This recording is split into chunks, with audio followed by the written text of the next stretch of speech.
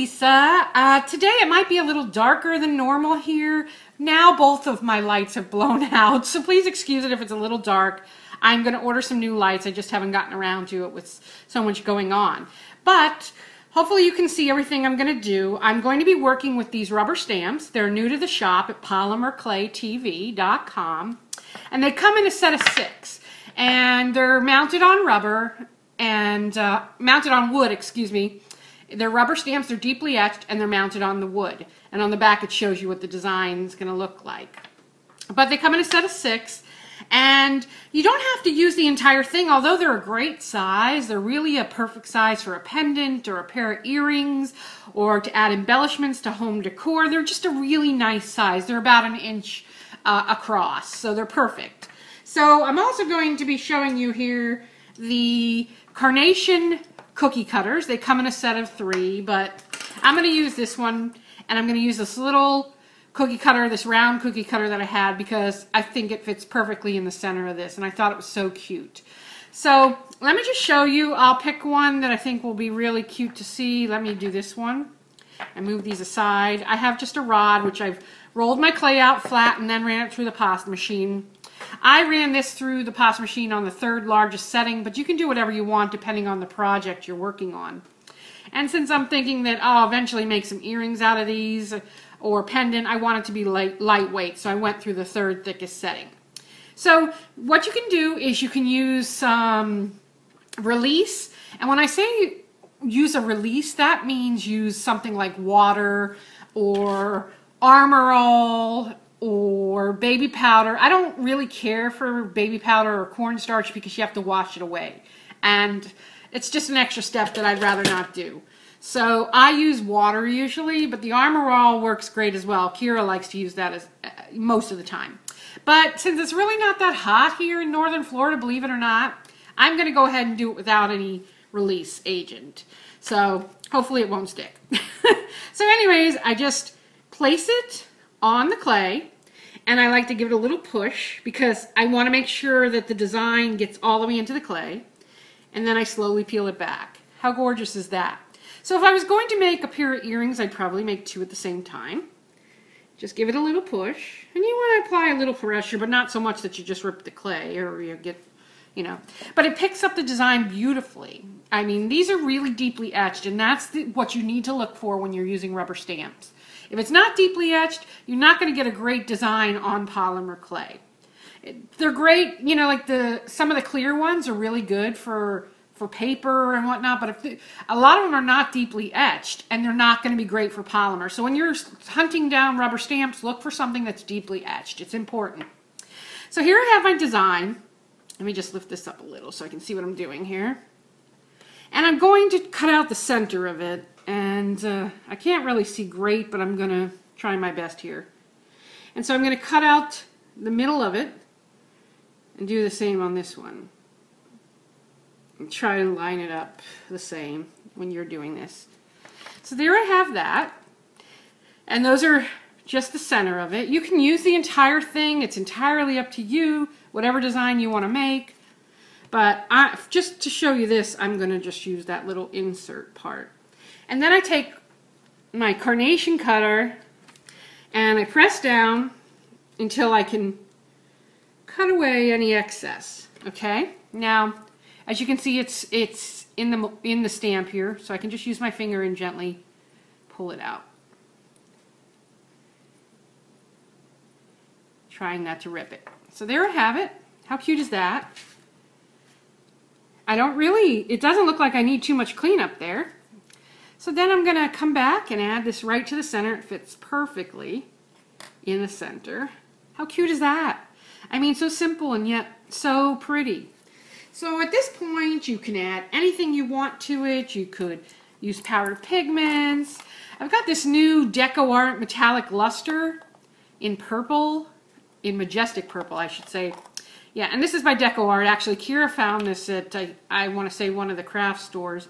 And it's pasty. It's not super thick, but it has enough body to it that it's different from paint. Oops, something dropped on there. Oh well, we're going to have to live with that because I don't know if I can get it off. Let me see.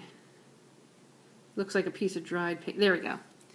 Okay, so then I'm going to just, you don't need a lot with this, and that's the important thing. So I'm going to wipe a little off my finger, and you just want to rub on top of your design to highlight it.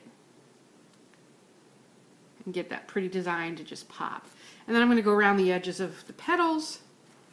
And if I need a little more, I can dip my finger in there again. Now you could texture the carnation. You could add some texture to it to give it another and completely different look. It's entirely up to you. I could imagine little crystals put in around, which would be really cute. I mean, you can keep layering and layering until you get what you like.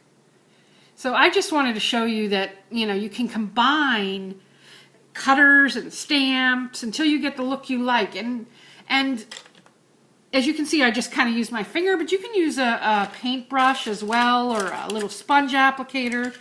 Let me see here. I got all kinds of brushes. Let me find a good, here's one. I don't clean my brushes too well. Sorry guys, but I'm guilty. So if you want to use a brush, don't get gobs on there, just, you know, what you need. And you could come back and paint over it like this. If you want to get like an overall coverage, just use your brush. And really that's all there is to it. You know, you just gotta do the colors you like and the designs you like, and have fun with it. I think I like it all, you know, with the overall look rather than just highlighted. I think it looks better on this particular piece. So just paint over it until you have what you like. Now you could add a border going around the edges if you wanted. It's like I said, it's entirely up to you what your taste is. But that is so pretty, yet so easy to do. Let me give it a little more highlight on the top here where I missed a little spot. So there you have it. Super simple, yet super pretty. Lift this up so you can see. Oopsie daisy. Look at how gorgeous that is. And what did it take? 2 minutes to make? And so if you were going to make a pendant, or you were going to make a necklace, then you would come back with your knitting needle or something to poke a hole in. And I give it a little twist, and then I'll flip it over and do it on the back. Now, if this is going to be a pair of earrings, then you would want to make the back look as pretty. So you could actually, let's do it with this. You could actually put this other piece right on the back. And once again, get a little of this deco art on there. It's got a kind of waxy consistency, but it is water-based, so you don't have to worry about any messy cleanup. You know, it's just wash your hands and it should come right off. And so you would just keep going around like we did on the front to get the color imparted onto the clay, like so. And that way, if you're making a pair of earrings, the back looks pretty too, because you're going to see the back on a pair of earrings. If it was a pendant, you're not going to see that. So it really, although I still like to cover the back, I mean, make the back look pretty on a pendant, because that just adds to it and gives it a nice touch. So let me just finish this up, and so you can see. And we can play a little with some of the other ones so you can see what those look like. So you get the gist here. This is, you know, a little sloppy, to say the least, but you can get the gist. Imagine this is a cute pair of earrings dangling down. Really cute. I really like that. Okay, so let's try another one of these stamps just so you can see. But that's the idea for creating something really pretty out of these stamps and the carnation cutters. So let's go ahead and condition the clay a little more. One of the things I wanted to share with you is, because I've had people contact us about how their pasta machines are acting up and, you know, they're squeaking and things like that. When you're using your pasta machine, you need to flatten your clay before you send it through the pasta machine. You can't send it through in a big chunk. You have to flatten it. So you would condition your clay, and then you'd roll it into a semi-flat piece. That way, this is going to go through my pasta machine with ease, and it's not going to overexert my pasta machine so that maybe my rollers get it out of whack and whatnot. So you don't want to overwork your pasta machine to the point where you can have problems with it. So always flatten your clay a little before you send it through the pasta machine. Important. So let's play with a different one. So here we have this one. Give it a little rub. So pretty. Love it, love it, love it, love it. Here's another one. They're just, every single design is so cool. That's what I love about these stamps, because there isn't a one that isn't nice. They're all nice. So I love it, and I'm having a lot of fun with them. So here you go. There's 3 more designs, and on, like we did on the other one, we would cut the center if we wanted to do something similar to this piece. But if you want to use the whole thing and make a little, you know, a round disc, you would just use a bigger cookie cutter, like I did here. And here's some more of them that I've already done, which I just highlighted with the silver ink.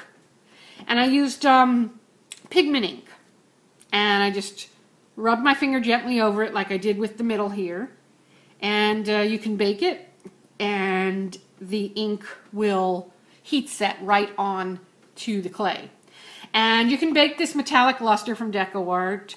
This is the first time I'm really using it, but Kira's used it and no problem baking it. So good to know. And like I said, it is water-based and it's metallic, so it gives you a nice metallic sheen, which is really nice. And it's similar to the Viva Decor. If you've used the Viva Decor ones, the Viva Decor ones are a little thicker than these and more waxy. So it's just a different consistency, but they're both beautiful and you can use either. But there you have it. Just a simple pendant or earring with not a whole lot of effort. And use a couple cookie cutters and you have something wonderful.